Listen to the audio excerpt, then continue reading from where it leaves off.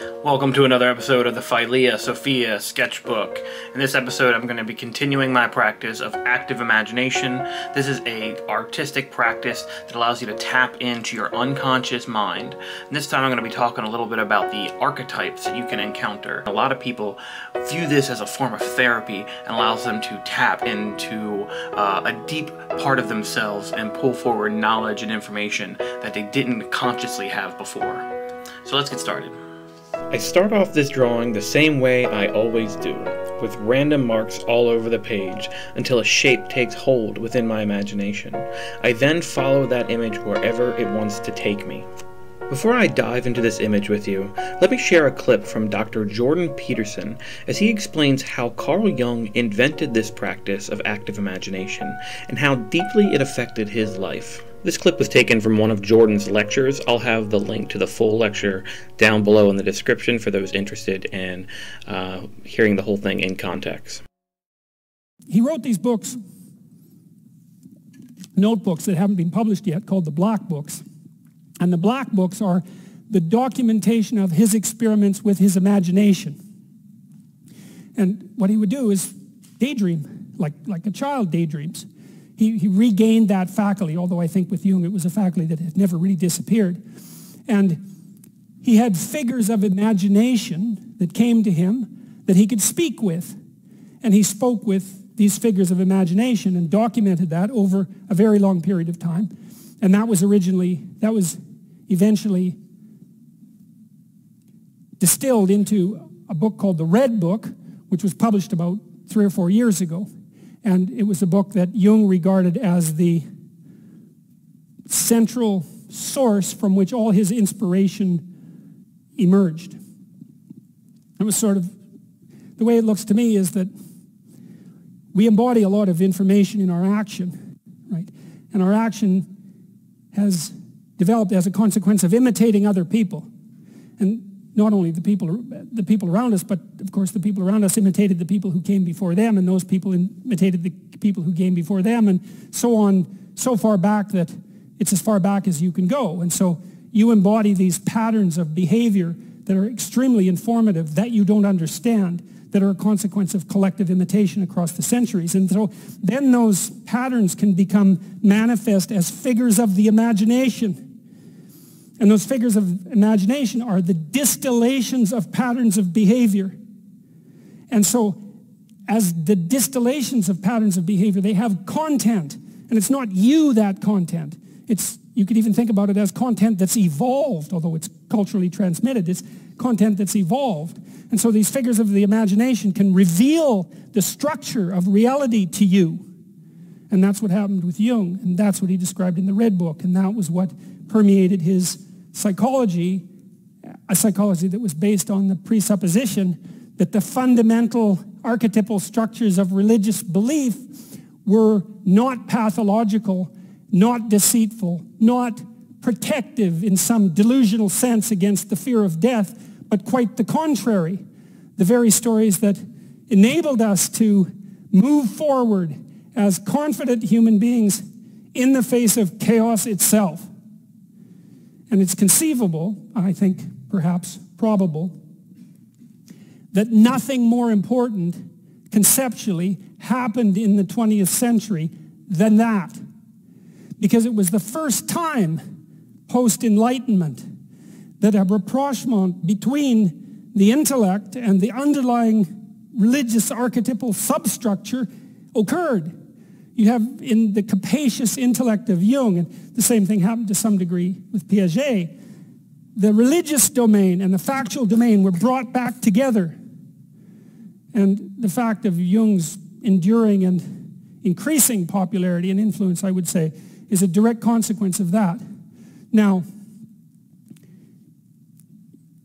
some of his work was spun off into the New Age, and the New Age is a very optimistic and naive movement. And it's predicated on the idea that you can do nothing, say, but follow your bliss, and that will take you ever higher to enlightenment. And that's not the Jungian idea at all.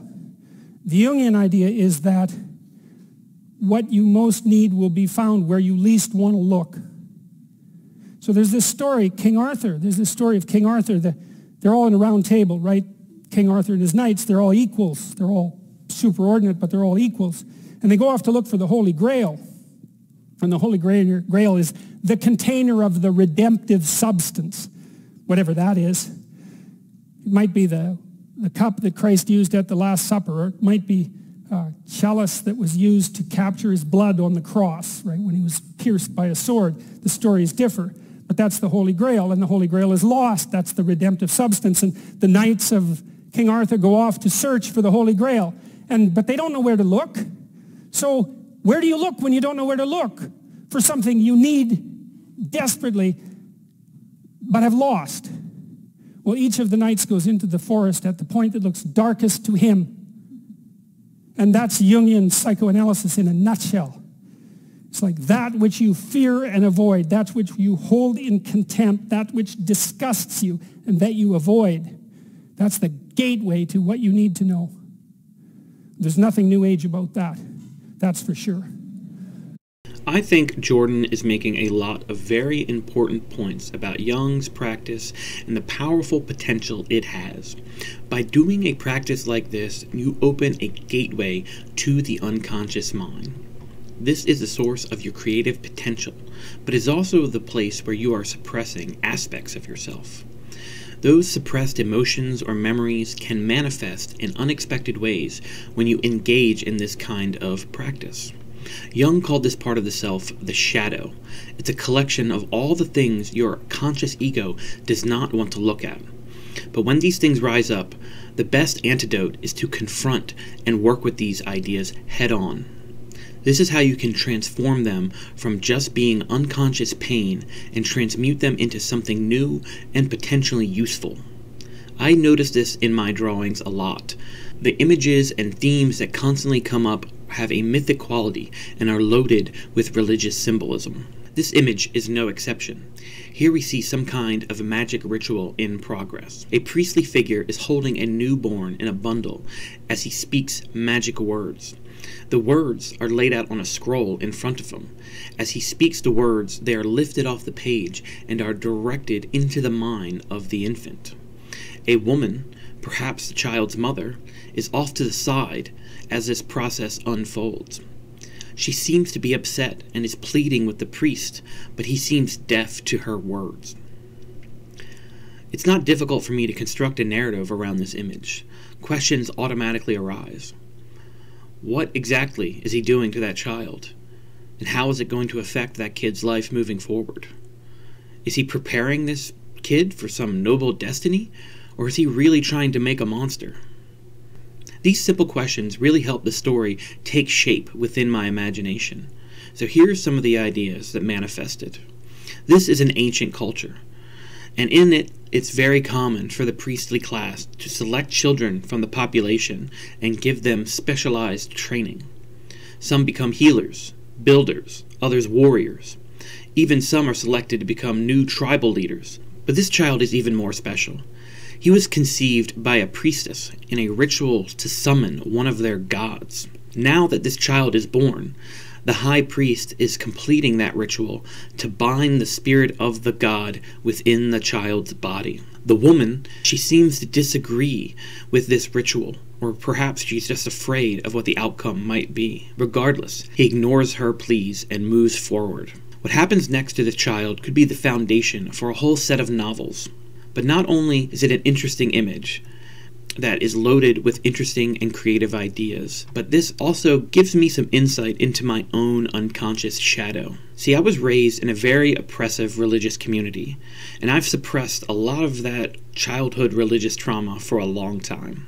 I believe this is why religious and mythological themes are so common, but for the last few years, I've been trying to heal those old wounds by exploring different religions and the many different interpretations that they have. For so long, I dismissed all religious belief as superstitious stupidity, but by working with this part of myself and integrating my shadow, I've slowly started to change my mind. I started listening to many different people talk about their faith, and I can honestly say I see the value of a religion now.